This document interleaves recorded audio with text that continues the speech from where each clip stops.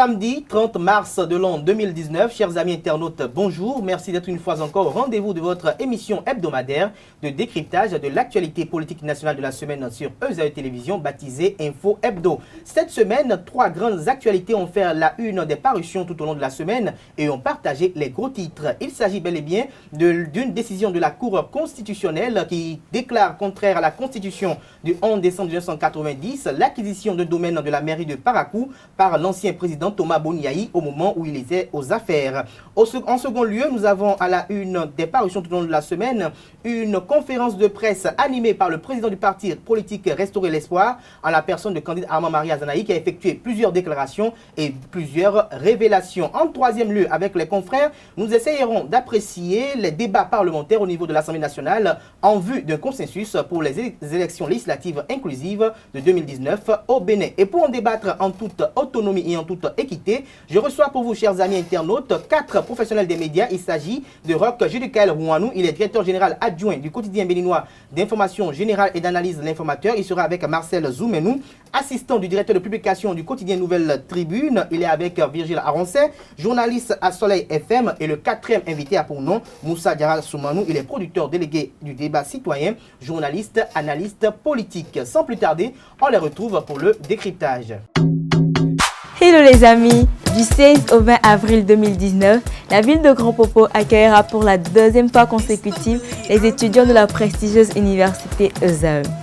Ce séjour de 4 jours vise à offrir un moment de répit et de réjouissance à nous étudiants qui faisons de cette université la référence en matière de l'excellence. Entre nous étudiants, nous partageons des valeurs et montrerons au public nos talents de chanteurs, de danseurs, de joueurs, de mannequins et même d'humoristes.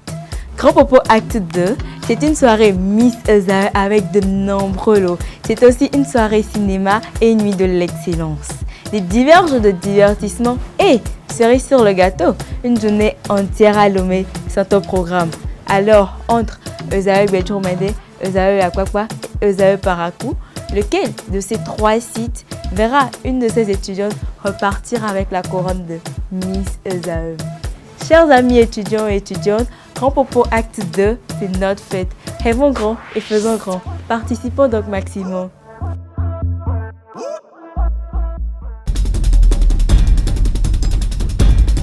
Le décryptage de ce jour, comme je l'annonçais à l'entame de cette émission, se fera avec Marcel Zoumenou. Bonjour. Bonjour Kader. Comme je le disais à l'entame de cette émission, vous êtes assistant du directeur de publication de la Nouvelle Tribune. Vous êtes face à Diarra Moussa Soumanou. Bonjour. Bonjour Kader, bonjour à tous. Producteur délégué du débat citoyen, Vigile Aroncet, bonjour. Bonjour. Kader. Bonjour Kader, voilà, bonjour Kader Abdelkader, voilà, vous êtes journaliste à Radio Soleil FM. Et le 4e invité, Roch Judicaël, bonjour. Abdelkader Chérou, bonjour. Vous êtes directeur général adjoint du quotidien Maison, l'informateur. Alors, Marcel Zoumenou, vous avez suivi, comme tout professionnel des médias, cette décision de la Cour constitutionnelle dans cette affaire liée à une plainte du maire Charles Tokor contre l'ancien président Thomas Boniaï. Quelle appréciation vous en faites en tant que journaliste et analyste politique? Bon, je crois que c'est hier, j'ai pu la voir sur les réseaux sociaux. Et comme depuis un certain moment dans le pays, tout commence par les réseaux sociaux. Et donc hier, j'ai jeté un coup d'œil sur la décision et je constate que on reproche à l'ancien chef d'État de violer une disposition constitutionnelle, en l'occurrence l'article 52, si j'ai bonne mémoire, parce que l'article demande que si vous êtes chef de l'État et vous voulez acquérir un domaine public de l'État, vous devez avoir le quitus de la Cour constitutionnelle. Et dans le cas d'espèce, le président Boniaï ne l'a pas eu. Et donc, c'est pour cette raison qu'il a été condamné pour avoir violé la Constitution. En tout cas, l'acte d'achat de ce domaine viole une disposition de la Constitution. Et ce qu'il faut dire, c'est que moi, je suis républicain, j'ai toujours dit que... Vous êtes du Parti Bloc républicain? Non, moi, mon républicain n'est pas politique. Je suis républicain, j'adhère aux idéaux de la République. Et pour cela, je souscris pleinement à la Constitution du 11 décembre 1990. Et donc, s'il y a une disposition de la Constitution qui a été violée, je crois que c'est du ressort de la Cour, de toute impartialité et objectivité de pouvoir prendre la décision. Prendre une décision seulement que Quand j'ai lu la décision, j'ai vu que la Cour est allée un peu au-delà de ses prérogatives. Elle devrait simplement s'en tenir à voir si la disposition est contraire ou non à la Constitution. Mais j'ai lu que l'article 2 de la décision, l'article 3 de la décision annule les actes administratifs de transaction de l'achat. Et moi, je suis surprise. Normalement, c'est un rôle qui est dévolu à un tribunal ordinaire, un tribunal commercial, un tribunal qui doit s'occuper de litiges du genre. Et je suis un peu surpris. Et je ne voudrais pas que cette première tentative de la Cour d'aller au-delà de cette prérogative continue, parce que là, la Cour va avaler même les prérogatives, les responsabilités des tribunaux ordinaires, et ce ne serait pas bien pour le bon fonctionnement des institutions de la République. Alors, Julie Kelrakouanou, d'aucuns parlent de bradage du domaine public. Quelle appréciation vous en faites? Est-ce que véritablement ce domaine a été cédé à l'ancien président Thomas Boniaï sans prendre en compte les dispositions réglementaires en la matière? Bradage, c'est autre chose. Bradage, c'est peut-être si le coût a été sous-estimé, ou que la parcelle ou le domaine estime que la superficie, ou que le domaine a été acheté au rabais. Oui. Je pense que la Cour n'a pas statué sur ça. La Cour a statué sur la procédure pour l'acquisition du domaine. Et en la matière, la Cour dit que l'ancien président Boni Yayi devrait normalement avoir certaines autorisations préalables avant de concrétiser l'acte d'achat, ce qui n'a pas été le cas, et la Cour déclare simplement contraire à la Constitution. Mais dans la décision qui a été rendue publique, comme l'a évoqué tout à l'heure Marcel Zoumenou, il y a eu un article qui annule, je dirais, un tant soit peu. Oui, en fait, il faut d'abord aller prendre la quintessence de la plainte à elle adressée par le maire Charles Tokor. La plainte est libellée en combien de points? Est-ce qu'en essayant de satisfaire à chaque point que la Cour a dit voilà, les actes sont nuls et de nuls effet, on ne saura le dire, parce qu'il paraît qu'après l'achat du domaine, l'ancien chef de l'État a doté le domaine d'un titre foncier. Donc la Cour estime que les actes liés à cela, parce que le problème de titre foncier aussi en République du Bénin pose un grand problème. Parce qu'on estime que quand le domaine est doté d'un titre foncier, le domaine est désormais inaliénable et que ça appartient pour toujours à la personne qui l'a aliéné. Donc du coup, je pense peut-être que c'est pour parer à tout ça que la Cour constitutionnelle a essayé d'indiquer la voie pour essayer de situer les responsabilités. Alors, Vigile Avancé Boniaï, qui, à travers une procédure hétérodoxe, a acquis je dirais, un domaine public, selon la Cour constitutionnelle, vos appréciations? Non, c'est déjà vu, notamment avec le chef de l'État en place, ce fameux article 52. C'est vrai que c'est un peu différent. Un peu différent, pourquoi? Parce que à l'époque, c'est vrai, le Bénin n'avait pas mis de domaine en vente, n'est-ce pas? Mais le chef de l'État, Patrice Talon, a, lui, pris la précaution, n'est-ce pas, de requérir l'autorisation de la Cour constitutionnelle. Sauf que... Là, vous êtes en train de faire une comparaison entre des domaines acquis par Patrice Talon et des domaines acquis par Boniaï. On ne peut s'empêcher, dans une telle actualité, on peut s'empêcher. D'effectuer une comparaison. De faire une comparaison.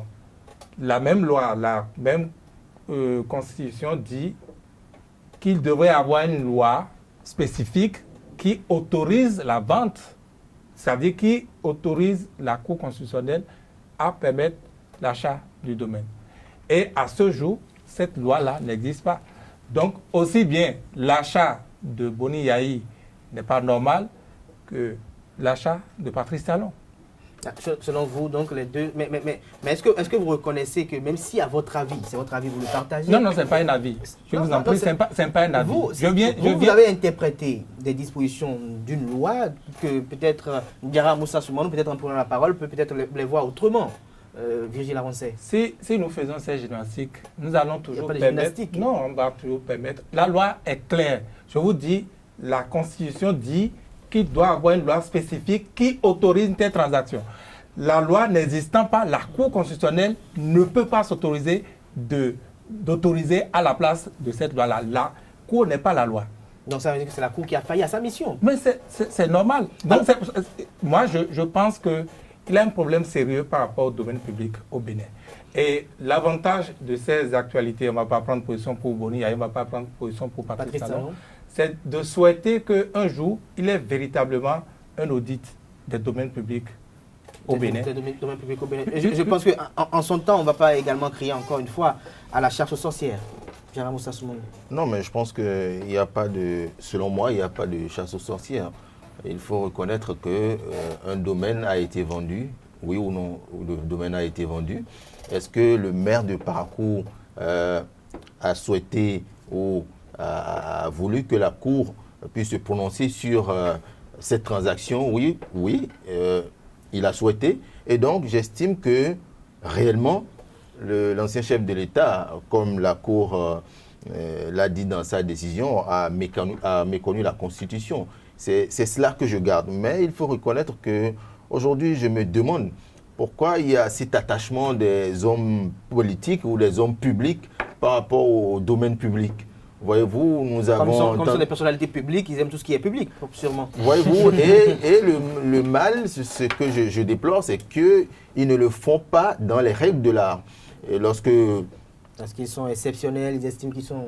Non, mais ils profitent de leur position pour se permettre ces transactions-là. Mais ce que je déplore un peu, c'est la période au cours de laquelle la Cour a choisi pour rendre cette décision. Et justement, Marcel va nous répondre par rapport à ça. Vous avez effectué tout à l'heure une analyse sur la forme de cette décision de la Cour, mais sur le plan politique. Sur le plan politique, quelles pourraient être les représailles d'une telle décision?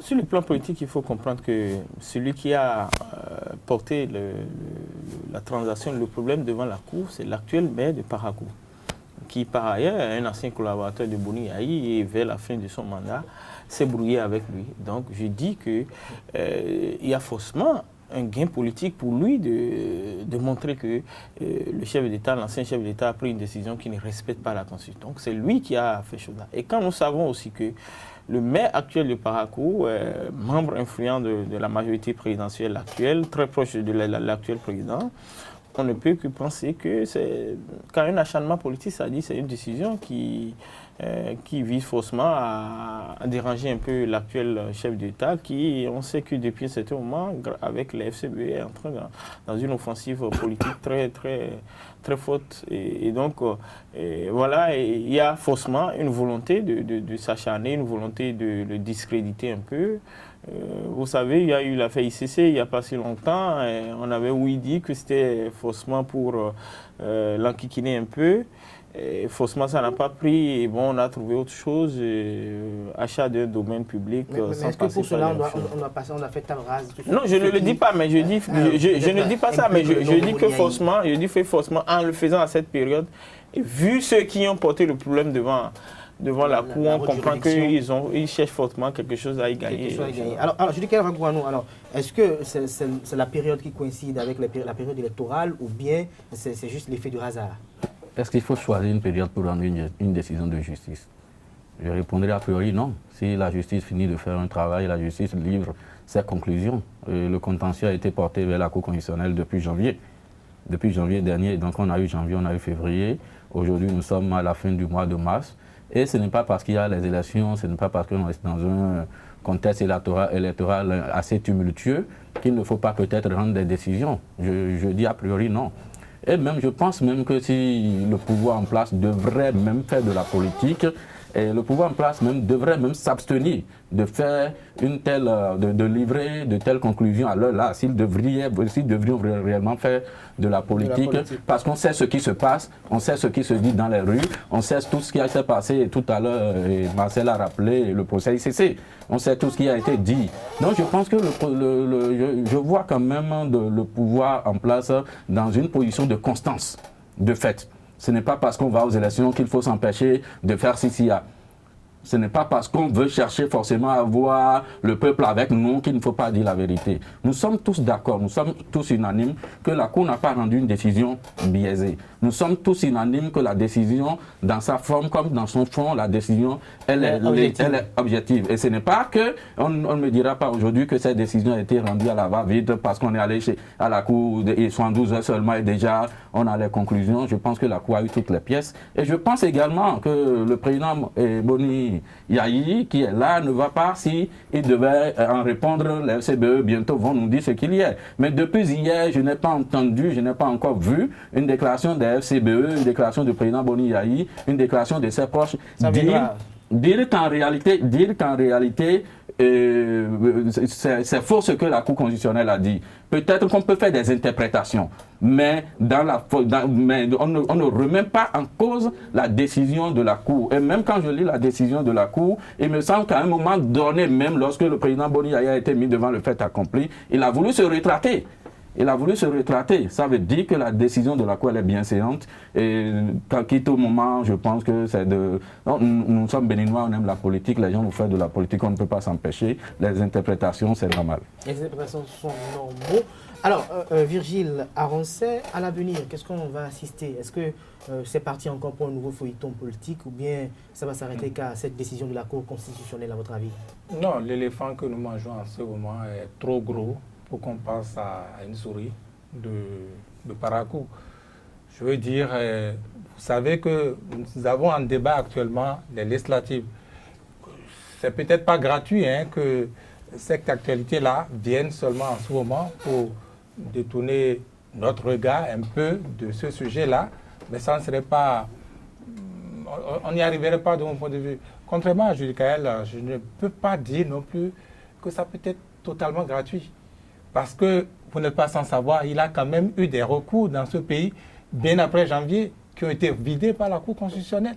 Mais qu'est-ce qui a pu faire que depuis janvier, ce n'est que maintenant, et seulement dans cette actualité des législatives, qu'on a enfin une telle décision? Peut-être la Cour constitutionnelle... Même au tribunal de première instance, ce n'est pas parce que votre recours et votre procès arrive après l'autre qu'il faut d'abord rendre votre décision avant de rendre l'autre. C'est une question de travail. Quand le travailleur est on va laisser Vigile, allez-y. Il n'y a pas un chronogramme. Sans être affirmatif, les gens sont libres d'avoir des interprétations. Forcé. Et à côté, il a bien des éléments de comparaison. Vous voyez? Donc, c'est cela. Je dis encore une fois, il est important qu'un jour ou l'autre, qu'on fasse l'audit, n'est-ce pas, de domaine public, ce qu'on en fait. Voilà encore un autre cas d'école. Boni Yayi a acheté ce domaine en 2009. En 2009, le conseil municipal qui était en place à Paracou, lui, était favorable. Vous voyez? On est passé 2011.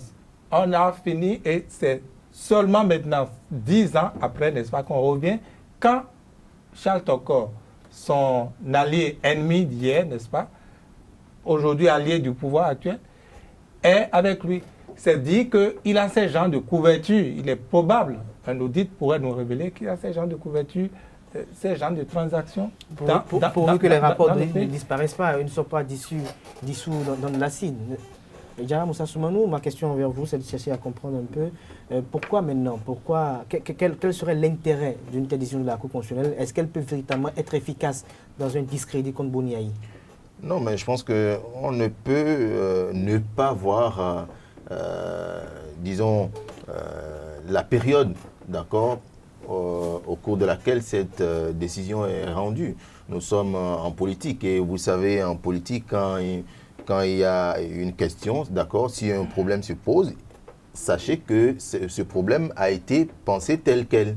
Et voyez-vous, nous, en tant qu'analystes, on peut estimer qu'il n'y a pas, disons, il n'y a pas une connivence ou une collusion entre cette décision et le calendrier politique. Mais en réalité, franchement, il faut le voir ainsi. Mon ami d'en face l'a souligné. Lorsque vous avez un homme politique, d'accord, aussi costaud que Boni Yayi, et forcément, vous devrez prévoir, en tout cas, une certaine, comment je veux dire, c'est-à-dire, forcément, les amis d'en face sont dans l'optique de forcément réduire un peu le discrédit ou comment je vais dire, La cote de popularité. La cote de popularité de l'homme. Et donc, forcément, ils doivent trouver des occasions. Mais est-ce que cette action, même si on le veut, est-ce que vous pensez de manière objective en tant qu'analyste politique et commentateur de l'actualité politique nationale qu'une telle décision peut véritablement porter entrave à la cote de popularité de Boni Yayi actuellement? C'est possible parce que, en tout cas, tout citoyen peut se dire que forcément, un chef d'État comme Boni Yayi, il n'a pas été aussi... S'il vient donner des leçons aujourd'hui, il ne devait pas faire cela. Exactement, il n'a pas été aussi sain que ça. Et donc, voyez-vous, c'est tout normal qu'on puisse prévoir ces genres d'actions. Merci à vous, chers confrères. Nous passons au deuxième sujet qui nous réunit ce jour. Il s'agit bel et bien de la sortie médiatique effectuée par le président du parti politique Restaurer l'espoir à la personne de candidat Mamadi Azanahi. Marcel Zoumenou, vous avez suivi cette déclaration de candidat Mamadi Azanahi, vous avez suivi tout ce speech. Qu'est-ce que vous en retenez? Oui, je dois être honnête pour dire que je n'ai pas suivi l'intégralité. Je n'y étais pas et j'ai suivi quelques... Les comptes rendus. Voilà, qui sont relayés sur les réseaux sociaux, encore les réseaux sociaux qui nous aident beaucoup aujourd'hui. Après, les TV aussi est sur les réseaux sociaux, donc on vous aide aussi. Tout à fait. Et donc, d'abord, la première chose que je voulais dire, c'est que il m'a permis cette sortie m'a permis de confirmer quelque chose que je disais toujours de candidat Azanahi comme un homme politique qui est tout au moins courageux, qui a le courage de ses opinions et qui ose.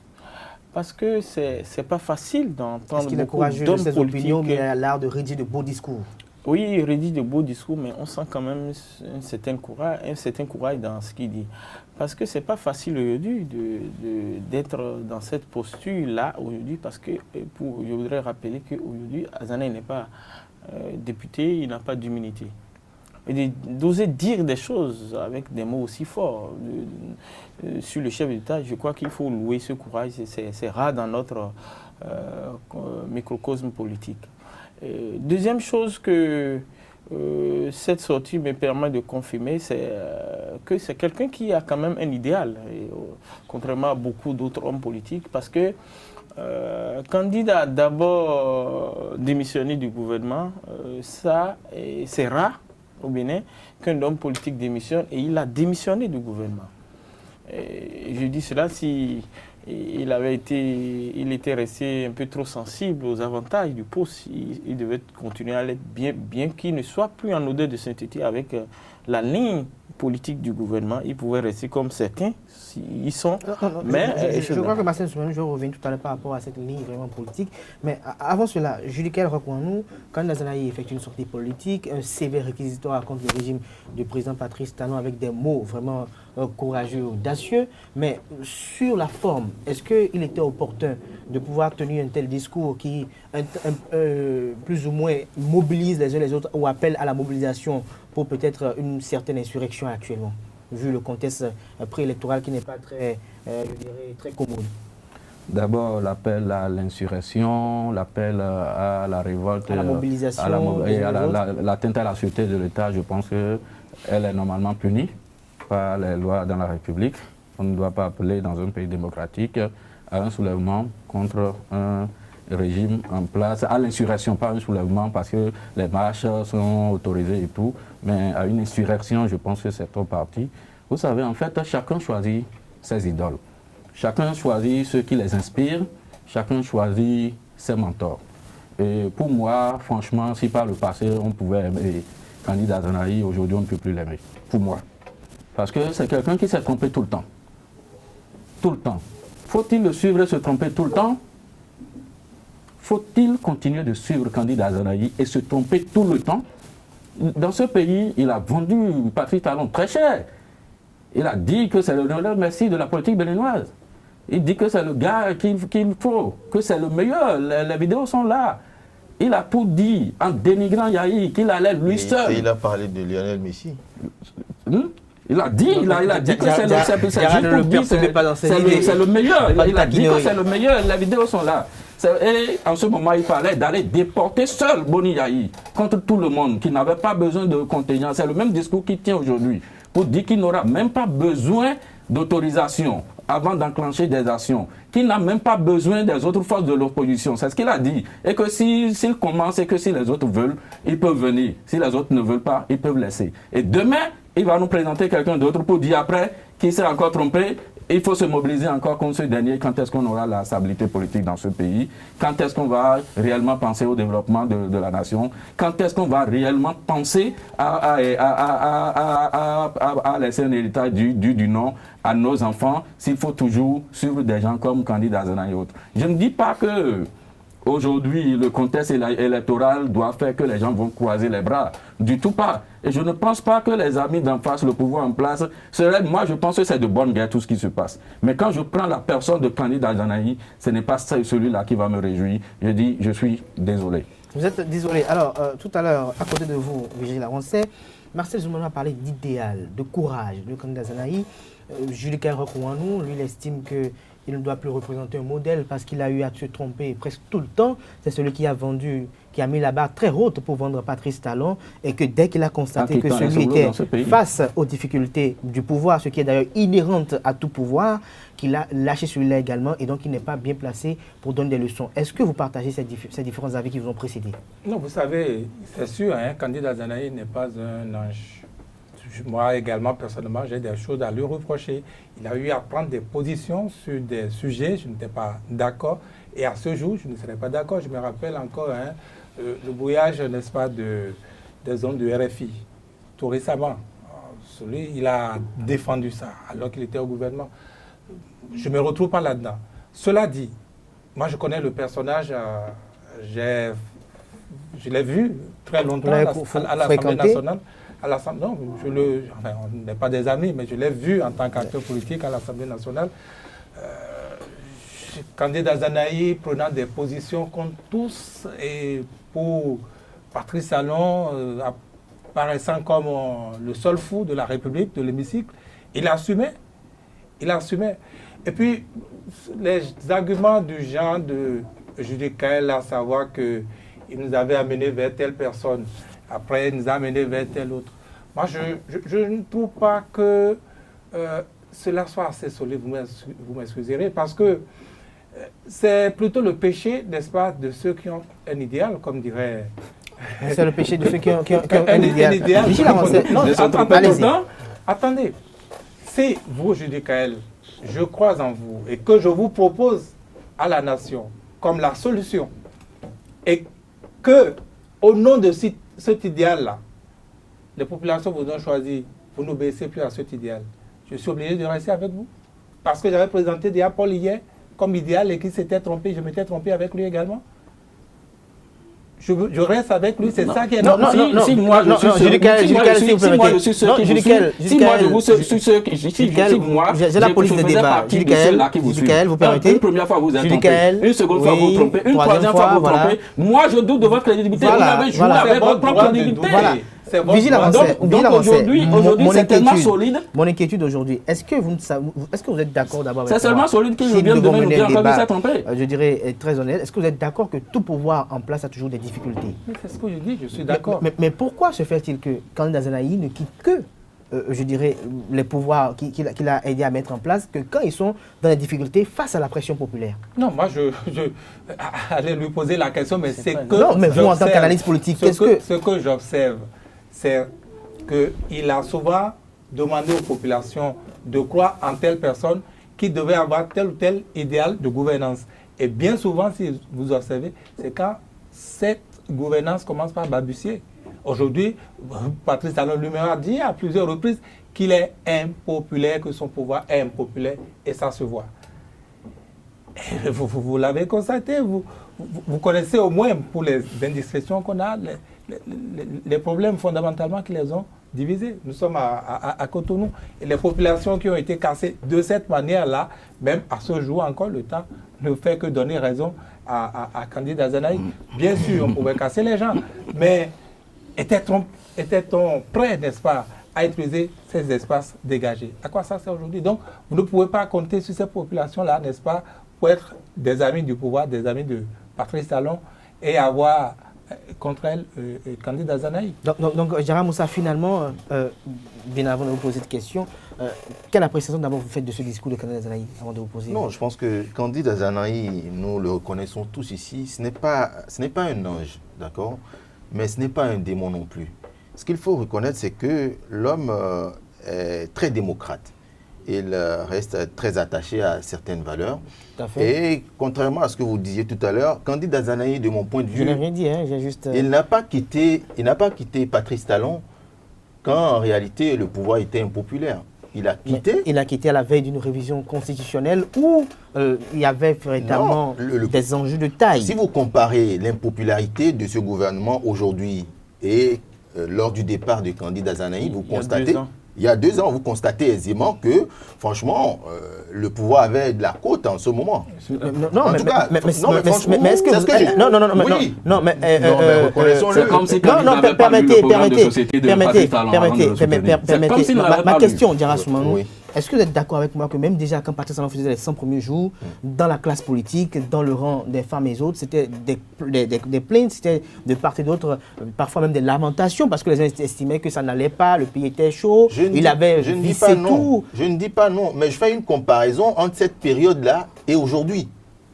Vous constatez? Donc, de mon point de vue, aujourd'hui, ce pouvoir est plus impopulaire que lorsque Candide Azanaï quittait le gouvernement. Et franchement, il a osé. Osons le dire, c'est franchement le premier homme politique qui quitte un gouvernement, de mon point de vue. La question que je voulais vous poser tout à l'heure, avant de vous poser cette question, c'est de savoir, est-ce à dire que Candide Azanaï, en fait, ne maîtrise pas ceux qu'il demande, qu'il invite à voter? Non, mais nous avons tous des faces qu'on cache peut-être. Ou que, en tant qu'ami, forcément, tu peux ne pas voir cette face-là. Si nous avons signé des accords, nous avons pris des engagements, et une fois au pouvoir, vous savez que le pouvoir change. Il a fait 3 ans avec Patrice Talon pendant une période qualifiée d'exil politique, et qu'après ces 3 ans, juste 1 an de gouvernance, on estime que tout doit capituler et que les accords de principe de départ ne sont pas respectés. Est-ce que déjà lui, très futé, comme il le dit, avec son flair, n'avait pas pu constater dès le départ que Patrice Talon pouvait toutefois trahir? C'est ce qu'il estime. Non, mais vous savez que le pouvoir change. Le pouvoir change. Mais est-ce qu'il n'avait pas pris en compte cela? Qui peut dire pour avoir soutenu ce qui est arrivé par exemple à Sébastien Adiavon, d'accord, ces déboires avec le pouvoir en place. Qui pouvait imaginer cela, par exemple? Peut-être d'autres. Non, pas du tout. D'autres avaient prédit cela. D'autres avaient prédit cela dans l'arène politique. On le dit. Je voudrais revenir sur la confiance même de Candide Azanaï. Il a évoqué l'article 66 de la Constitution. Et que dit l'article 66 de la Constitution? En cas de coup d'État, de putsch, d'agression par les mercenaires ou de coup de force quelconque, tout membre d'un organe constitutionnel a le devoir et le droit de faire appel à tous les moyens pour établir la légitimité constitutionnelle, y compris le retour aux accords de coopération militaire et de défense. Alinéa 2, nous avons dans cette circonstance, pour tout Béninois, désobéir et s'organiser pour faire échec à l'autorité illégitime constitue le plus sacré des devoirs et le plus impératif. Très belle lecture, cher confrère. Mais quelle est l'autorité illégitime là? Est-ce qu'il y a une autorité qui est illégitime installée? Non, ce qu'il faut constater, c'est qu'aujourd'hui, nous sommes dans une crise et les valeurs démocratiques ne sont plus respectées. Osons le dire. C'est votre avis, donc, oui. C'est pour ça d'ailleurs qu'il appelle les citoyens à, franchement, mettre en pratique, en application, à se mobiliser pour, franchement, défendre les idéaux de la démocratie. Pour défendre les idéaux de la démocratie. Tout à l'heure, Diarra Moussa Soumanou avait évoqué le nom de Sébastien Germain-Ajavon. Ce qui était quand même mystérieux, à mon avis, quand il y a eu cette conférence de presse Marcel Zoumenou, c'est que nous avons constaté la présence de forces Corée.Bien émergents, qui sont des acteurs influents de l'opposition, mais il n'y avait aucune personnalité représentante de l'Union sociale libérale. Est-ce à dire que le malaise est si profond au sein de l'opposition? Bon, je vais répondre à cette question, mais il va revenir sur certains propos tenus ça et par certains confrères. Oui. D'abord, je ne sais pas comment ça se passe au sein de l'opposition. Et c'est vrai que vous vous rappelez qu'il y avait eu certains propos de candidat Zanaï contre Sébastien Germain. Il en a toujours contre toute personne. C'est une habitude, donc on devait le conseiller ainsi. Depuis, je ne sais pas quel est l'état des relations entre Restaurer l'Espoir et l'USL. Mais je trouve qu'au-delà de tout, ce n'est pas le plus important. Le plus important, c'est que... Vous estimez que ce n'est pas le plus important? Oui, ce n'est pas le plus important. Le plus important, c'est que l'opposition puisse défendre des choses ensemble. Et de plus en plus, nous les voyons au cours des conférences de presse ou bien même dans certaines déclarations où ils disent, voilà l'opposition, tout ensemble, qui a cette lecture par rapport à la situation. Et pour moi, c'est cela le plus important. Les divergences entre des partis, je crois qu'avec le temps, ça va se régler. Et dans l'autre camp aussi, il y a aussi des différences, même s'ils ne l'affichent pas publiquement.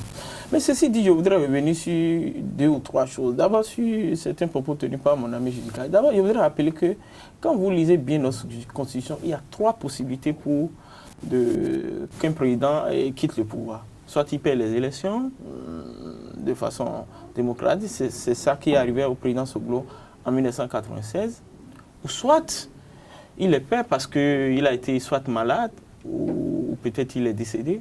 Et il y a les articles qui parlent de quand il décède en plein exercice du pouvoir, c'est le président de l'Assemblée qui prend les responsabilités. Et quand il est révoqué, c'est le président de la Cour constitutionnelle.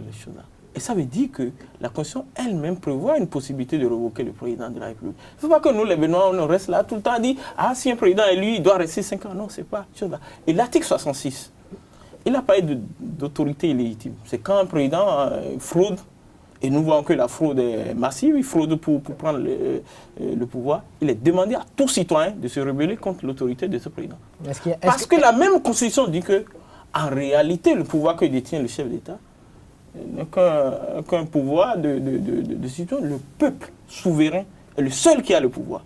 Et quand le peuple décide de l'arracher, quels que soient les moyens que le peuple utilise, il n'y a pas une possibilité pour le président de... Je crois qu'il faut qu'on comprenne ces choses au lieu de rester dans des schémas carrés en voulant faire du légalisme, en disant « Ah, il faut quelque chose... » Moi, j'ai toujours dit que quand vous lisez l'article 66, c'est qu'il y a possibilité pour le peuple de révoquer un président sans attendre la prochaine élection. Donc, à votre avis, il faut révoquer Patrice Talon actuellement? Je ne suis pas là, mais je dis que... c'est Adanaï qui l'a agité. Je ne suis pas à ce niveau de débat. Mais je dis, parce que j'entends beaucoup de gens dire « Ah, il n'a pas encore fini son mandat, il faut le laisser finir son mandat. » Je suis en train de répondre à ça. Mais je répondrai à... Oui, si vous répondez à cela, c'est que vous êtes contre l'idée selon laquelle il faut laisser Patrice Talon finir son mandat, qui est le premier mandat de 5 ans. C'est parce que mon ami Koufré Diarra en a parlé que je voudrais apporter certaines précisions. L'autre précision que je voudrais apporter... Mais je vous ai posé une question que vous n'avez pas répondu clairement. Est-ce que vous êtes pour qu'on révoque Patrice Talon actuellement? Non, on n'a pas encore les éléments pour révoquer un président. Merci. On n'a pas encore les éléments matériels qui peuvent nous amener à cette option. À cette option pour le moment. Mais je dis c'est possible. Maintenant, pour revenir à Candide sans faire la langue de bois et sans dire que chose là, je voudrais que nous reconnaissons que quand on dit s'est trompé tout le temps, je crois que c'est seulement les 2 derniers présidents qu'il a soutenus, qu'il a amenés au pouvoir, Boni Yahi et Patrice Talon. Pour Boni Yahi, je crois qu'il a soutenu jusqu'au moment où les problèmes entre Boni Yahi et Patrice Talon ont commencé. Je crois qu'il a choisi d'aller du côté de son ami Patrice Talon. Je crois qu'il faut qu'on clarifie ces choses pour que les gens puissent comprendre. Sinon, on dira toujours, il est toujours comme ça. Deuxième chose, il a quitté le pouvoir. Vous allez réagir tout à l'heure. Oui, ça, c'est plus vieux. Marcel, allez-y. C'est tout, mais ensemble pour l'analyse. Oui, je finis en disant, par rapport à Patrice Talon, il a quitté le pouvoir 1 an après son arrivée au pouvoir. Et moi, j'ai eu la chance de le voir quelques semaines après son départ du gouvernement où j'ai posé la question. Et il m'a dit 2 choses. Je ne trahis aucun secret en les disant ici. 2 choses. 1, on ne peut pas casser les dames de cette manière. Nous sommes un pays pauvre et même si on doit faire des réformes, il faut aller avec la manière. Ça, c'est la première. La deuxième raison, c'est l'affairisme du pouvoir. Il a dit, parce qu'on a constaté que les affaires ont commencé par le pouvoir a commencé par pas faire du business. Et il a dit ça, je ne peux pas être d'accord avec ça. Mais Je l'ai mis en garde. L'opposition en face l'avait prévenu face à cela. Je l'ai face à ce mis qu'il en dit garde qui n'est pas de ne encore pas aller sur établi cette sur les piste. faits. Hein?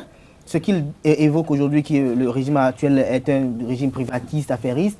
À l'époque où il soutenait Patrice Talon, d'aucuns l'avaient dit que si Patrice Talon prenait le pouvoir, ça se passerait ainsi. Encore que même s'il le dit aujourd'hui, Je les reviens ne à sont la pas réponse établis. de mon ami Diarra pour dire on ne connaît jamais assez un homme. Même nous-mêmes, quand nous avons une femme que vous voulez prendre ou bien une copine, Tout à fait. je ne sais pas qui ici a choisi sa première copine comme sa femme. On a peut-être fait une première expérience, une deuxième, une troisième, et on se rend compte, ah, ce n'est pas la fille au début. Est-ce que ce n'est pas dû au sens d'intérêt? Est-ce que ce n'est pas dû au sens Vous avez d'intérêt? beau rester avec un ami, vous Non, faites vous 10 ans parlez de avec copine, lui. et là j'ai bien envie de vous parler de ça. Est-ce que c'est pas dû au centre d'intérêt? Si peut-être, quand vous avez rencontré votre copine, le centre d'intérêt actuellement, c'était peut-être autre chose, c'était peut-être, Oui, excusez-moi c'est la d'être même chose vulgaire, qu'un c'était le personnage sexe. qui vous montre un autre visage qui arrive au pouvoir.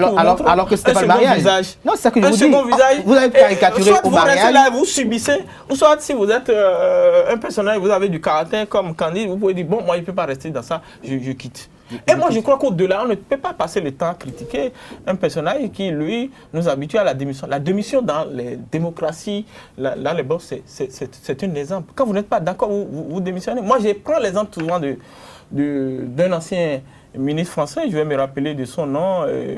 Il a été ministre des Affaires étrangères et ministre de l'Intérieur et qui a démissionné plus de 3 fois. Je ne me rappelle plus son nom, peut-être que Vigile va me rappeler. Mais je crois qu'il y a également d'autres littératures qui caricaturent la démission à une fuite de responsabilité. Oui, sous nos cieux ici. Oui, il y a d'autres littératures aussi qui qualifient aussi cette démission à cela. Alors, Julie Keller, vous voulez réagir tout à l'heure? Non, je disais, je suis toujours égal à moi-même. Je dis chacun choisit son idéal. Moi je pense que Candide, ce n'est pas de Yahi qu'il a commencé, mais c'est depuis les Soglo. Et il faut tout ensemble pour faire une bonne analyse. Et je dis aussi, mon ami Diarra disait que c'est un super démocrate, c'est un bon démocrate. Et tout à l'heure, Vigile a rappelé qu'il magnifiait la brouille de trucs là. Un démocrate, un média en difficulté, toi tu as prédit et tu as produit dans un système démocratique. Je voudrais aussi, Kadi Achirou, que vous nous permettiez que Diarra, la lecture que Diarra a faite tout à l'heure, c'est une lecture très très intéressante. Dans la mesure où la Constitution même dit en cas de putsch, en cas d'agression extérieure, nous sommes dans un système démocratique où le président de la République accède par les urnes. Et on dit que dès que le gars fait putsch pour accéder aux urnes, on permet au peuple de faire une désobéissance pacifique. Ou que toute institution appelle à bénéficier des accords extérieurs, même militaires. En cas de, la Constitution bien dit, en cas de putsch, en cas d'agression extérieure, qu'il ne faut pas obéir à celui qui prend illégalement le pouvoir. Est-ce que Patrice Talon a pris illégalement le pouvoir? Faisons la lecture. Je voudrais que, puisque les gens s'attardent à cela, je voudrais que tout Béninois prenne qu'on partage partout pour que chacun lise correctement. Parce que nous biaisons quand nous le disons. Nous pensons que c'est contre le pouvoir démocratiquement installé. Celui qui a accédé au pouvoir par les urnes, qu'il faut se braquer. Non, la Constitution dit clairement, Diarra Moussa Soumanou, vous l'avez lu, en cas d'agression extérieure. Non, mais il y a deux cas. Continuez. On va demander à Diarra, notre bon lecteur, de pouvoir une fois avant que Virgile puisse réagir. Allons-y. L'article 66 de la Constitution béninoise dit ceci. Oui, allez-y. En cas de coup d'État, de putsch, d'agression par les mercenaires ou de coup de force quelconque. Coup de force. Ou de coup de force quelconque. Tout membre d'un organe sûrement que Canada constitutionnel parle de coup de force d'élection législative entre deux partis de la mouvance. Voilà. On dit coup de force quelconque. Quelqu'un. Quelqu'un qui fraude Pas le pouvoir légal. coup de Bien force. sûr. Non,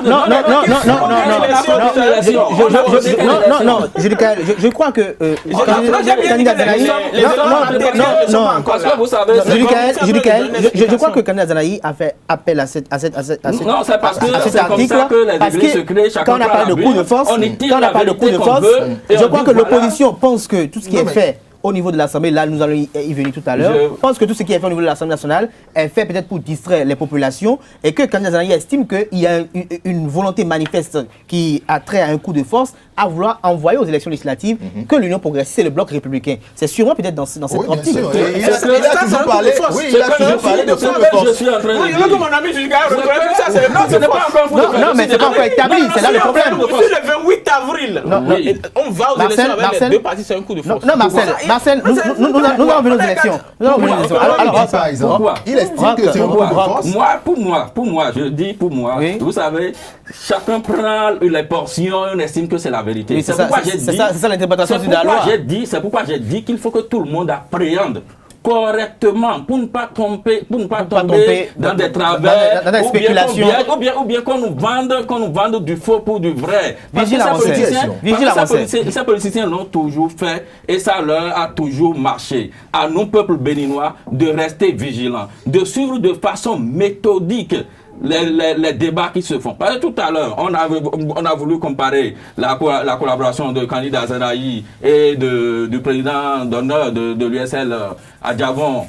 Je dis non, les deux sont purement des alliés politiques.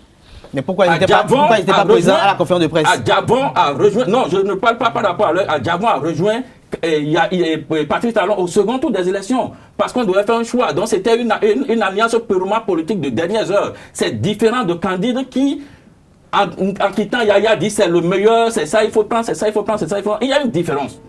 Il faut notifier cela. Il n'y a pas de comparaison. Alors tout à l'heure, Vigile Awansé, je vais vous prendre sur la chute de Julie Kael Repoinou. Il estime que l'opposition menée par Sébastien Djamé Djavon contre Patrice Talon est divergente de celle de Kandida Djanahi. Non, ce n'est pas encore ça. Ce n'est pas encore ça. Et c'est quoi? Ce n'est pas encore ça. Je disais simplement par rapport à la collaboration avec Patrice Talon. C'est tout. Maintenant, par rapport à l'opposition, c'est autre chose. Il n'y a pas. Je pense que. J'avais compris autrement. Alors, Vigile Awansé, qu'est-ce qui pourrait justifier l'absence de l'Union sociale libérale à cette conférence de presse de restaurer l'espoir où les FCBE étaient présents en tant qu'analyste politique? Non, moi je crois que c'est d'abord une curiosité de journaliste. C'est un détail trop petit de mon point de vue pour être important au vu, n'est-ce pas, du contexte actuel. Mais vu les déclarations, puisqu'on est allé jusqu'à commenter aussi la rencontre, on a commenté aussi la rencontre entre l'ancien président du CFOR Dieudonné Soglo et le président Patrice Talon, mais on est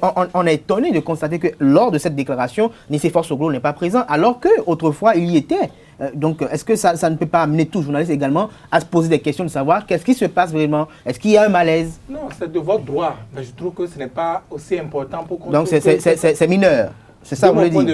C'est mineur. De mon point de vue, c'est mineur. Envoyer à la Sénat, c'est votre problème. Non, je vous pose une question. C'est pas d'enjeu majeur, c'est mineur. Non, pour moi, on ne les aurait pas vus, n'est-ce pas, à la dernière marche de l'opposition, qu'on se serait posé de questions. Mais ce n'était pas le cas, on les a vus ensemble. Écoutez, tout le monde n'est pas... Mais quand Kandida Djanahi, comme on a l'habitude avec beaucoup de subtilité, jette un peu le doute autour de la rencontre entre Patrice Talon et l'ancien président du CFOR Dieudonné Soglo et précise que c'est Nicéphore Dieudonné Soglo qui a été demandeur de cette audience et qu'à cette conférence de presse, Nicéphore Soglo, qui est un allié politique de Kandida Djanahi en ce qui concerne les combats dans l'opposition, il n'y a aucun, je dirais aucun poulain de Nicéphore Soglo présent, il n'y a aucun poulain de l'USL présent. Est-ce que vous, journalistes, analystes politiques en toute objectivité, ça ne vous pose pas des questions? Non, ça démontre peut-être, je dis encore peut-être, de l'état, n'est-ce pas, de l'opposition actuelle. Tout le monde sait qu'ils ne sont pas forcément des amis. Et tout le monde sait comment l'opposition actuelle s'est constituée. On connaît, n'est-ce pas, le parcours de chaque acteur dans l'opposition. Donc pour moi, encore une fois, ce n'est pas encore un enjeu majeur. Un enjeu majeur, c'est un enjeu mineur. Maintenant, je reviendrai, moi aussi, si vous me permettez, sur l'article 66, le fameux article 66. Pour dire à mon ami Julie Kael, ce n'est pas la force que vous mettez à signifier votre vérité qui transformerait vos propos en vérité. Non, la vérité, c'est la Constitution. Non, Julie Kael, laissez Vigile argumenter, s'il vous plaît. Non, Vigile, dites force. Non, Vigile, il n'y a pas de force. La vérité, c'est la Constitution. Et j'ai même suggéré. Non, Julie Kael, on va laisser Virgile y aller parce qu'on a un dernier sujet qui est très intéressant. Nous sommes dans un contexte politique où, qu'est-ce que vous avez vu? Vous avez vu Patrice Talon mettre en œuvre ces réformes, ces différentes réformes à travers l'Assemblée nationale, à travers, n'est-ce pas, ses députés soutiennent le BMP. Et vous avez tout de même s'il n'y a pas un baromètre formel comme ça, écho de ces réformes-là auprès des populations. Je disais tantôt que c'est Patrice Talon lui-même qui a reconnu plusieurs fois que son pouvoir est impopulaire. Nous sommes dans le jeu démocratique. Les populations ont vu Patrice Talon faire, son pouvoir faire, mettre en œuvre ces réformes. Elles savent du moins que c'est à l'échéance des élections qu'il faut aller l'apprécier, qu'il faut aller l'évaluer, qu'il faut aller lui dire, comme on dirait sur un autre registre, il faut aller lui dire merci ou autre chose. Voilà l'instant de l'échéance électorale où les populations s'apprêtent à noter le pouvoir de Patrice Talon ou, vu le contexte actuel, où on prive l'opposition d'espoir. Alors, Vigile, attendez, oui, allez-y. Non, c'est non, allez-y. Quand vous avez parlé tout le temps, moi je n'ai rien dit. Hein. Moi, je n'ai pas parlé, j'argumente pas, je vous relance juste. Donc, vous empêchez l'opposition d'aller. L'opposition qui pourrait être, quand on a dit, éventuellement, quand on n'a pas apprécié le pouvoir de Patrice Talon, l'alternative de la population. Vous empêchez l'alternative de se présenter aux élections. Je n'ai plus à démontrer les différents pièges dont on a traité le code électoral notamment. Je n'ai plus à démontrer ça. Ah, il faut démontrer. Pourquoi vous parlez de piège? Parce que vous parlez de piège. Pour moi, peut-être ça peut ne pas être un piège. Non, Jules, j'ai la police des débats, s'il vous plaît. La démonstration, c'est l'impasse actuelle. C'est une réforme réussie alors, qui nous amène alors, Virgile, non, s'il vous plaît. Virgile, ma question. D'aller au bout. Non, je ne vous empêche pas. Bon, allez-y. Non, parce que quand vous empêche, refusez le jeu démocratique de se faire et que vous voulez ainsi accaparer le pouvoir à vous, on peut vous dire que c'est un coup de force. C'est ça, judical, vous refusez. Coup de force, ce n'est pas seulement l'opération des militaires. Ce n'est pas seulement... Alors, Virgile, je peux poser ma question actuellement. Constitutionnel, c'est une violation de la Constitution. Virgile, je peux aller? C'est une violation de la Constitution. Virgile, je pense que... À l'heure actuelle, nous allons arrêter les réponses du berger à la bergère. Virgile, écoutez, là, on a bien violé le Marcel et Judicaël. Non, pas ici. Marcel et Judicaël, s'il vous plaît. Moi, j'ai espoir. Oui, je le dis comme ça, que le miracle va se faire à l'Assemblée nationale. J'ai espoir qu'enfin, on va remettre tous les partis en selle et que Patrice Talon, je lui souhaite la victoire, qui gagne légalement, qui gagne dans les urnes, qui gagne loyalement. Alors, Virgile, ma question de tout à l'heure, avant que je l'oublie, vous avez dit tout à l'heure que les populations veulent noter Patrice Talon. Est-ce que vous estimez que les élections législatives doivent être l'occasion pour pouvoir noter le chef de l'État ou l'occasion pour pouvoir faire le bilan de la législature et qualifier les personnalités qui doivent aller représenter vaillamment le peuple? C'est très simple. Si les populations envoient... Parce que... Vous me posez une question, vous ne me permettez pas de répondre? Non, je vous permets. Si les populations envoient les députés figurant sur la liste de Patrice Talon, la liste BP ou... Enfin, progressiste aux républicains, eh bien si les populations, les citoyens envoient ces députés, c'est qu'ils ont apprécié la gestion de Patrice Talon, ils ont apprécié la ligne actuelle, la ligne de ces réformes. Donc, à votre avis, les élections législatives, c'est l'appréciation des réformes de Patrice Talon? C'est basique, c'est comme ça. Okay.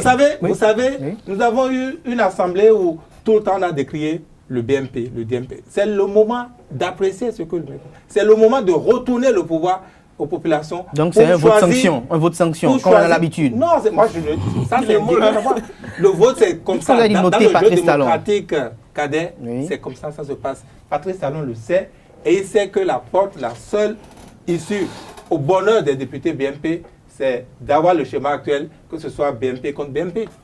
Alors, je pense qu'il faut avoir l'honnêteté de le dire. D'accord? Ce qui se passe n'est rien d'autre qu'un coup de force. C'est un coup de force. Pourquoi? Mais qu'est-ce qui se passe à l'Assemblée actuellement? Espérons que... Bon, est-ce que vous estimez que tout ce qui se passe à l'Assemblée nationale, ça relève d'un folklore ou d'une théâtralisation? Non, mais vous ne voyez pas le comportement des députés BMP? Voilà. Vous les écoutez pas? Puisque vous en parlez, ça nous permet d'ouvrir la brèche et de rentrer dans le sujet relatif aux élections législatives. Alors, voilà. le chef de l'État qui, après avoir pris connaissance des résultats, ou je dirais du délibéré de la Commission électorale nationale autonome, décide de convoquer une réunion de la classe politique, étaient présents les partis politiques voulant compétir, à l'exception de ceux de l'opposition, et que, à l'issue de cette rencontre, le chef d'État décide de confier une mission au président de l'Assemblée nationale de recherche de l'obtention d'un consensus pour les élections, et qu'un travail soit effectué au sein du comité paritaire, et que, au moment d'études en plénière, le président de l'Assemblée nationale, lui, après les travaux du comité paritaire, aille consulter d'autres personnalités et introduire une autre loi. Est-ce que vous ne voyez pas que ça allait créer véritablement le choc que ce à quoi on assiste aujourd'hui? Non, mais je ne pense pas qu'il y ait de choc. Vous avez lu au moins la loi dérogatoire proposée par le président Adrien Ngouedi. Moi, je pense que c'est une bonne loi. C'est une bonne loi. Mais, oui. mais est-ce que vous comprenez une chose, Diarra Moussa Soumanou? Je vais peut-être la reposer à Marcel. Quand on parle de consensus, c'est que tout le monde est d'accord pour ce qui va être fait. Mais si c'est que ce qui va être fait n'est que avantageux pour l'opposition et que la majorité n'est pas partie prenante, est-ce que vous ne comprenez pas un peu les enjeux de ce qui se sont passés? Là où nous sommes, qui nous a mis là, enfin, l'impasse, d'accord, l'impasse dans laquelle nous nous trouvons, c'est le député du BMP. Et ce qui est marrant et ce qui n'est pas raisonnable, ils ne se rendent pas compte qu'ils se sont trompés. C'est là que c'est dramatique. Lorsque vous vous trompez, ok, et que c'est permis de faire une erreur, d'accord, mais lorsque vous persistez dans l'erreur, c'est ça qui est chaotique, c'est ça qui est diabolique. Donc, à votre avis, les lois qui ont été effectuées sont des erreurs. Regardez le temps que nous passons, que nous perdons pour rien du tout. Et lorsque vous les écoutez, vous avez l'impression que ces gens-là continuent de dire qu'ils ne se sont pas trompés. Mais vous nous avez amené quelque part où tout le monde constate que... Non, mais je vais vous poser deux questions. Oui. Peut-être une question en une question.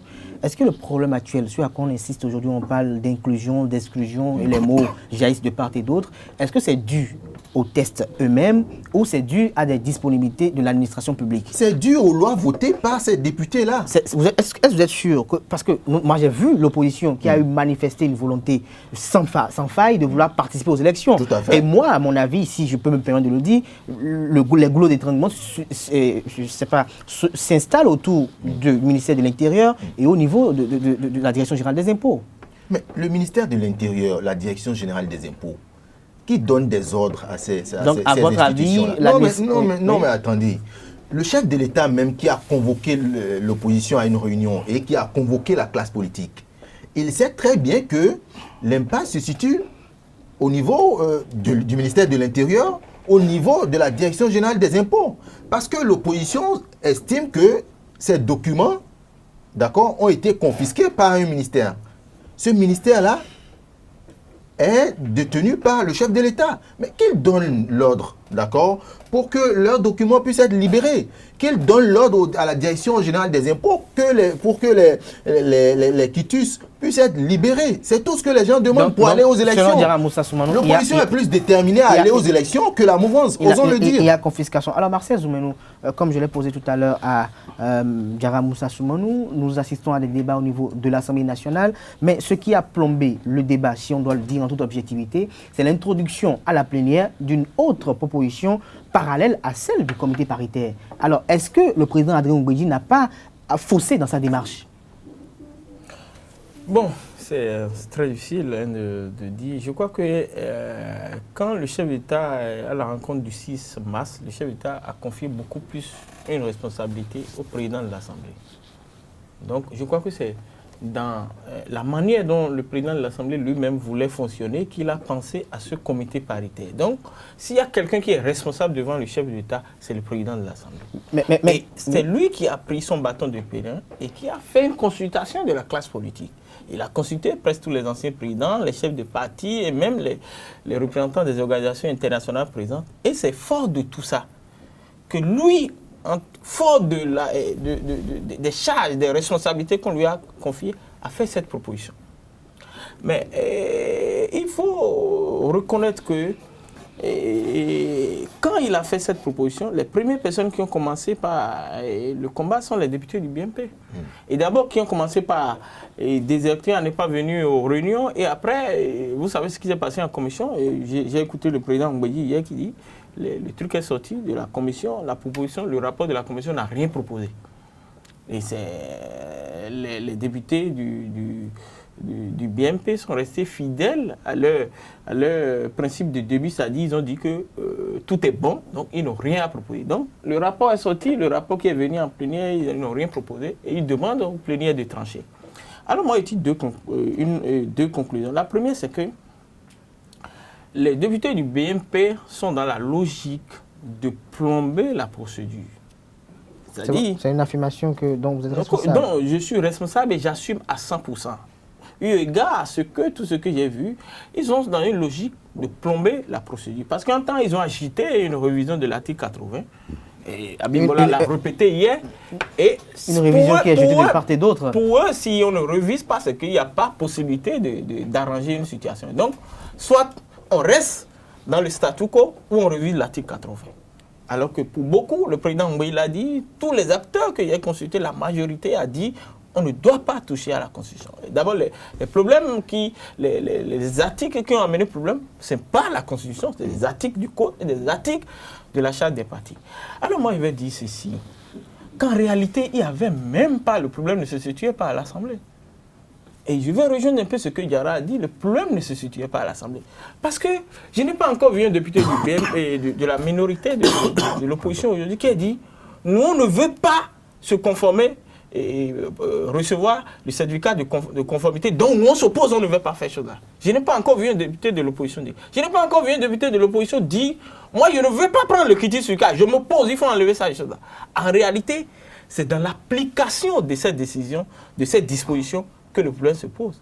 Et comme l'a dit mon confrère Diarra, c'est purement de la responsabilité du gouvernement, puisque l'administration dépend du gouvernement. C'est l'administration qui a sous sa tutelle le ministère de l'Intérieur, c'est l'administration qui a sous sa tutelle la direction générale des impôts. Et cette direction, écoutez la pauvre Rosine Sokolo qui a dit hier, j'ai payé 7 millions, ils ont refusé de mettre. C'est pas bien. Il faut que le chef d'État, je dis si le chef d'État veut, aujourd'hui même, les problèmes seront réglés. Il suffit qu'il lance un coup de fer, dit ceux qui ont payé là, donnez-les les critiques fiscaux. Et les gens qui ont déjà commencé les procédures pour avoir les certificats de conformité, même les petits trucs qui restent, parce qu'il ne reste pas grand-chose. On dit le nombre de membres fondateurs. Donnez-leur un truc provisoire pour qu'ils puissent aller aux élections, le temps de leur permettre de se régulariser avant 2019. Ces deux problèmes seront réglés, il n'y aura plus de problème dans les pays. Mais le chef d'État n'a rien fait. Il a envoyé les problèmes là où il ne se trouve pas. Parce qu'il sait pertinemment qu'à l'Assemblée nationale, qu'il a une majorité là-bas. Et ces gens ne sont pas... Ils sont encore les mêmes qui sont sur la liste. Qui vous regardez les listes, c'est eux qui sont sur la liste. Maintenant, c'est eux, ils ont la possibilité de se faire élire facilement. Quel intérêt ils ont à favoriser les gens qui vont les empêcher d'être là. Non,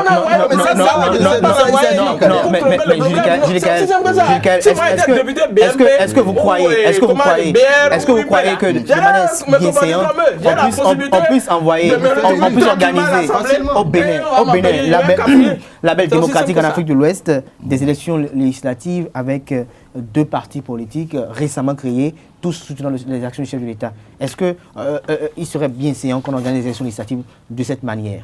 Ce qui est sûr, le président Patrice Talon n'est pas membre d'un parti politique. Je ne l'ai pas vu, je n'ai pas vu sa carte de membre. Non, mais... Diarra, s'il vous plaît, ne l'interrompez pas. Ne l'interrompez pas pour qu'il ne nous interrompe pas après. Parce qu'on est presque à la fin de cette émission. Il a été trop sage à écouter tout le monde parce que, comme l'a dit le président... il n'a pas besoin d'avoir le cadre de membre. Diarra, vous avez réagi tout à l'heure. Il a été trop sage à écouter tout le monde parce que, comme l'a dit le président Adrien Mouli, allez-y. c'est du Bénin qu'il s'agit. Et il a répété 3 fois, c'est du Bénin qu'il s'agit. Donc, pour parler du Bénin, il faut qu'on soit très sérieux en parlant du Bénin. Et dans le cas d'espèce, je dis le chef de l'État, lors de leur dernière rencontre, qu'est-ce qu'il a dit? Il dit, nous avons un problème de loi. Et il faut le dire parce que tout le monde dit, c'est les lois qui ont été votées, c'est le code électoral qui a été voté, qui a mené à plomber. Et il dit, pour rester conforme, pour être toujours légaliste, on retourne à l'Assemblée nationale. Cher président de la République et cher président de l'Assemblée nationale, je te mandate. Prends tes éléments, allez rapidement nous sortir une loi qui puisse inclure tout le monde. Ce qui se passe au niveau de cette demande, c'est autre chose. Mais qu'on ne nous dise pas que le chef d'État ne peut pas penser à ce qu'on retourne à l'Assemblée si c'est un problème de loi qui a amené à plomber. Parce que c'est les lois, on a dit on ne peut pas rester, les délais n'ont pas été, là on n'a pas, et on dit repartez pour des élections. Mais est-ce que dans le même temps, est-ce que ça ne paraît pas... Le rôle que jouent les députés, c'est des politiciens. Moi je ne refuse pas, et je dis que tous. Ce ne sont pas seulement les députés. Tous les yeux fermés, et puis brutalement. Tu n'as pas compris ce que je dis. Je dis qu'ils sont en train de... C'est des politiciens. C'est des politiciens. Ils sont en train de développer des caprices de politiciens. Que ce soit les députés de la minorité, que des députés de la majorité. Parce qu'aujourd'hui, il faut reconnaître, les députés de la majorité, de la minorité, aujourd'hui, eux, ils ont foi en quelque chose. Ils savent, ils comptent sur le peuple. Ne pas aller aux élections le 28 avril, ce n'est pas le souci premier pour eux à l'heure actuelle, hein, mais ils estiment que le peuple avisera. Et c'est ça l'honorable Guéry Mitope a dit. Il dit, nous sommes dans la logique, en corroborant les propos de son mentor, Azanaï. Nous sommes dans la logique, vous n'irez pas aux élections tant que nous n'allons pas aller. Donc, que vous votiez la loi ou pas, contre le consensus ou pas, ce n'est pas le problème fondamental, mais nous savons que vous n'allez pas partir aux élections. C'est ce qu'il a dit. Il a été clair, il a été direct, il a été droit. Alors, est-ce que ça ne paraît pas un peu bizarre que dans le même temps où tout cela traîne au niveau de l'Assemblée nationale, la Sénat déroule son calendrier. Il ajoute même que l'Assemblée nationale ne doit pas connaître de cette crise et qu'il faut retourner au niveau juste de la case politique. Ça veut dire que quoi? Ce qui se fait au niveau de l'Assemblée nationale aujourd'hui, parce que mon ami Vigile a dit qu'il espère que le miracle puisse s'opérer. Mais si déjà même nos amis de la minorité disent que eux, là, le problème ne se trouve pas à l'Assemblée nationale, le miracle n'est pas pour aujourd'hui. Alors, Vigile avancé avant de revenir à Djara Moussa Soumanou. Est-ce que lorsque le président de l'Assemblée nationale a été mandaté pour la recherche d'un consensus, est-ce qu'il ne fallait pas préalablement consulter la classe politique avant de reverser les propositions de la classe politique au sein du comité paritaire pour qu'on n'assiste pas à tout ce théâtre à quoi on assiste aujourd'hui? Je suis d'accord avec vous. Il faut dire que une patate chaude refilée de cette manière, quiconque aurait été brûlé, aurait eu les doigts brûlés. Donc, il a eu comme une précipitation au niveau du président de l'Assemblée nationale parce que à partir du moment où vous mettez en place un comité paritaire ou 10 paritaires, hein, pour avec des acteurs de l'opposition, de la mouvance. Oui, mais lui-même au milieu, lui-même il peut être casé. Non, avant le Adrien Mbodji aussi, il est au milieu aujourd'hui, à l'heure actuelle. Il est de la mouvance officiellement. Mais officieusement, il est au milieu. On va plus faire ce débat. Donc, à partir du moment où vous mettez ce comité en place pour pondre des lois et que le comité a fini de travailler, vous, parallèlement, vous faites de consultations à l'extérieur avec des propositions que vous avez trouvées jugées pertinentes et que vous avez associées. Et lui-même, seul à associer, comme il a reconnu, je trouve que c'est biaisé. La consultation, et je suis d'accord avec lui. Parce qu'on parlait de consensus. Parce que le consensus, dans ce cas-là, n'est pas seulement à l'Assemblée nationale. C'est le consensus politique. De la classe politique. De la classe politique. De toute la classe politique des BMP, des deux BMP. De le faire, mais il s'est trompé dans la méthode, tout simplement. Voilà une situation où vous avez, dans un contexte où il y a des députés qui cherchaient tout à quoi s'agripper, n'est-ce pas, pour ne pas pondre des lois, comment ils ont appelé ça, dérogatoires pour pouvoir modificatives, complétives, de consensus pour aller aux élections. Eh bien, ils ont trouvé, n'est-ce pas, cette faille-là, on s'agrippe, mais sérieusement. Il y a beaucoup d'éléments, n'est-ce pas, pour faire diversion. Cette histoire de révision de la Constitution, honnêtement, c'est basique entre nous ici. Mais si on ne s'entend pas sur ce qu'on va réviser, si on n'a pas encore la matière à appliquer, mais et on demande de rallonger. On va perdre aussi le même temps, 45 jours. Non, mais non. Je suis avec Vigile encore la parole. Vous savez que cette révision de la Constitution était inclue dans 3 propositions. Où il y avait une autre proposition qui revoyait un peu les choses de manière plus orthodoxe au niveau du ministère de l'Intérieur et qui donnait une injonction au ministère de l'Intérieur qu'en 8 jours, il devait statuer avec une seule fois de recommandation aux partis politiques et une autre recommandation au niveau du code électoral qui revoyait un peu par rapport aux représentants. Est-ce que vous ne voyez pas que les propositions qui étaient effectuées à l'époque étaient un peu pertinentes, même si on devait rejeter la révision de la Constitution, qu'il fallait s'entendre au niveau des autres propositions pour avancer? Concédez-moi que je suis un peu plus proche quand même de l'Assemblée, donc je peux savoir certaines choses. Cette proposition de révision de la Constitution, on a cherché le père tout le temps. On a dû procéder par élimination. Même le président Edikola Olé est sorti pour dire que lui, il n'a pas demandé, il n'a pas fait une telle proposition. Donc il y a Adrien Mbodji un droit invisible. Adrien Mbodji n'avait pas fait de proposition. les deux Garba députés, Yaya non plus. Garba Yaya et Moundete, Moundete non on dit plus. qu'ils n'ont jamais fait. Donc il restait un cinquième. Moi je ne le nomme pas. Non, mais ils sont 5 dans le comité paritaire. Ils sont 5 dans le comité paritaire. Ils sont 5 dans le comité paritaire. Étonnant, n'est-ce pas, que aujourd'hui on est quoi que le jeudi, n'est-ce pas, le jeudi, Oui. que Abimbola lise une déclaration qui revendique, je vous dis, comprenez, ce qui se joue. Et vous êtes la politique. Vous êtes journaliste. Moi, je vous avoue que j'ai eu des indiscrétions du camp du pouvoir. 3 indiscrétions. Je suis obligé de l'avouer. 3 indiscrétions qui disent que tout ce qui se joue, que c'est ce qui était prévu de longue date et qui va se jouer, ça ne se dément pas. Je vous assure. Je crois que je vous en prie. Oui. Regardez le contexte. Le théâtre. Regardez le contexte. Le contexte, il est clair. Patrice Talon, je vous dis, il s'est volontairement ou involontairement enfoncé dans une impopularité qui ne lui laisse pas d'oxygène. Merci à vous, Attendez, je Virgile n'ai pas Avancé. fini. Est-ce que ça le gêne? Non, je dis je crois que Diarra Moussa Soumanou va réaliser la vision Je sais que les réformes Diarra vont Moussa pas passer le Soumanou. sourire. Non, Marcel, Virgile, Jules Kael. Alors, Jules Kael, vous permettez, permettez à votre ami d'à côté de réagir. Il vous observait tous depuis tout à l'heure. L'inflation, ça a un prix, il faut accepter. Voilà, Virgile, merci. Diarra est là depuis, il était un spectateur. Oui, allez-y. Non, mais franchement, Oui. nous faisons un jeu de ping-pong, d'accord? Et tout ça, c'est de la faute de la mouvance présidentielle. Même Jules Kael à côté de moi devrait avoir l'honnêteté de le reconnaître. Voyez-vous, le chef de l'État demande... Donc il était malhonnête. Reconnaître quoi? Parce que L'honnêteté de reconnaître quoi? Non, mais ils disent qu'ils n'ont aucune proposition. Et subitement, la seule proposition, c'est la révision de la Constitution. L'opposition aussi ne joue pas franc jeu. Et je vous l'ai dit, je vous l'ai démontré. L'opposition aussi compte sur le peuple. Le problème de l'opposition, ce n'est pas la loi consensuelle aujourd'hui. Alors oui, Diarra, très rapidement pour qu'on mette fin de L'opposition aussi joue un faux jeu. Il faut oser l'avouer. Le patron du BMP, qui est le président Patrice Talon, l'opposition joue envoie la la balle à l'Assemblée nationale, d'accord, pour trouver une solution. Et c'est ces un mêmes députés, consensus. non, et c'est ces mêmes députés, d'accord, qui refusent de travailler pour dégager, d'accord, une loi pouvant nous permettre d'aller aux élections. Et ils refusent de participer même aux séances de Et le travail. patron n'est pas au pays. Non, Il non, n'entend mais pas tout ce que nous entendons. Il n'est pas au courant de l'actualité. Il est très préoccupé sur les questions de réforme parce que c'est les légal. deux parties Tout ce qui se passe, tout ce qui se passe, C'est comme la levée de tout ce qui se passe, Tout ce qui se passe aujourd'hui, osons le dire, les gens de la mouvance, d'accord, l'avaient prévu ici. Ils savaient qu'on arriverait là. C'est votre avis. Franchement. Diarra Moussa Soumanou, merci.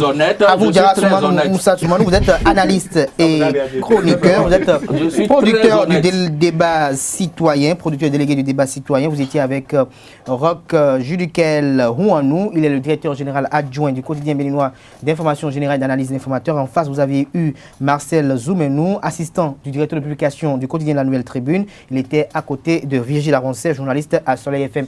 Chers amis internautes, ce sera tout pour Info Hebdo de ce jour. Merci pour l'attention. Le rendez-vous est pris pour le samedi prochain pour un numéro avec d'autres confrères. D'ici là, portez-vous bien et passez un agréable week-end en compagnie de nos programmes sur les 3 www.ezaetv.bj. Bon week-end à toutes et à tous.